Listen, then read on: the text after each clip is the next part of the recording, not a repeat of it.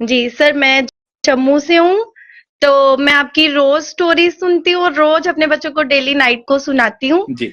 तो मेरी बड़ी डिजायर जी, मेरी डिजायर पूरी हुई फर्स्ट ऑफ ऑल आपको देखने की, आपसे बात करने की।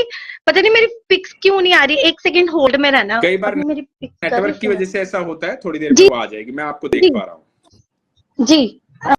लक्ष्य वहां से वॉल्यूम कम कर। सर मेरी एक कहानी है खुद की।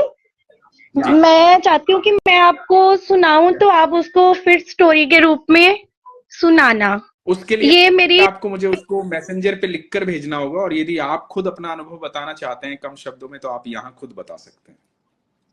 ठीक है। ऐसे मैं बस यही बताना चाहती हूँ कि मैं गोलक एक्सप्रेस से जुड़ी हुई हूँ।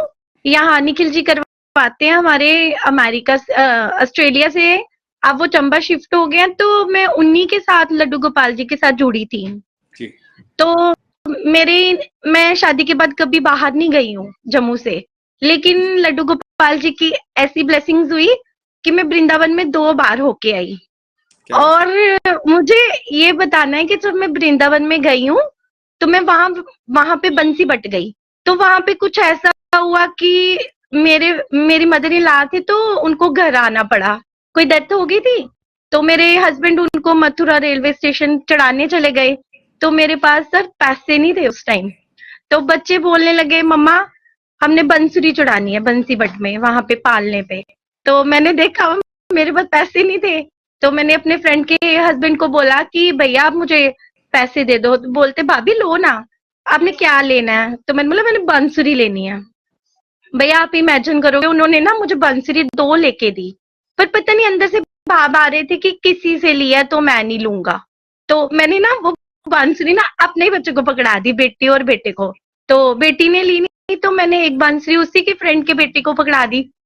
तो जैसे ही ना हम बरसाना गए वहां से, भैया आप इमेजिन करोगे, मेरे को मन में आ रहा था कि मेरे पास तो पैसे ही नहीं है, तो मैं क्या करने आ गई यहाँ पे। मैंने ना बंसरी बट में बंसरी नहीं चढ़ाई है लड्डू गोपाल को। पता नहीं ऐसे मुझे रोना आ रहा था, मतलब इचिंग हो रही थी खुद में। तो क्या हुआ, जैसे ही मैं बरसाना गई ना, वहां पे 12 बजे दर्शन बंद हो जाते हैं मॉर्निंग में। तो जैसे मतलब दर्शन कर रहे थे, हस्बैंड आगे हुए थे, दूसरे दिन की नेक्स्ट डे की बात है।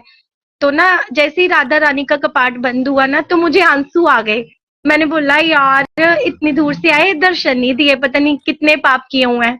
भैया उसी टाइम क्या हुआ, एक पंडित जी आए, उन्होंने ना टर्न किया कर्टेन उठा के। तो मेरे को भी दर्शन हो गए, मेरे हस्बैंड को भी। वो बोलते मानसी जल्दी जल्दी जल्दी से दर्शन कर। भैया हमने दर्शन किए। वहां पे ना आई थिंक जो प्रसाद होता है ना, वो मिश्री का मिलता है। तो वहां पे ना मुझे ना इतना सारा प्रसाद, मेरे हस्बैंड बच्चों को 5 किलो, आई थिंक 5 किलो का वो इतना बड़ा लगेज बना के, हमें समझ ही नहीं आई कि इतना बड़ा प्रसाद।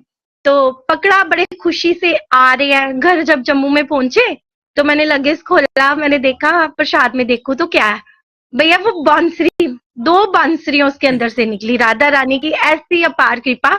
और वो बांसुरी आज भी मैंने अपने लड्डू गोपाल के पास रखी है। ये 6 मंथ पहले की बात है। क्या बात है। और जब मैं आपकी वीडियोस देखती हूँ, तो मेरे को लगता है कि मैं भी अपनी स्टोरी सुनाऊं कि मेरे साथ भी कुछ ऐसा डिवाइन एक्सपीरियंस हुआ कि मुझे वो 2 बंसुरियां राधा रानी ने वहां ठाकुर जी के लिए भेजी। क्या बात तो फिर वहां से धोती, मेहंदी, वो श्रृंगार और छोटे छोटे लड्डू गोपाल के वस्त्र, गले में डालने वाले, पता नहीं मुझे उनका आशीर्वाद था या क्या था। मतलब मेरे साथ तो ऐसा हुआ कि मैं डेली आपकी स्टोरी सुनती हूँ और अपने बच्चों को सुनाती हूँ।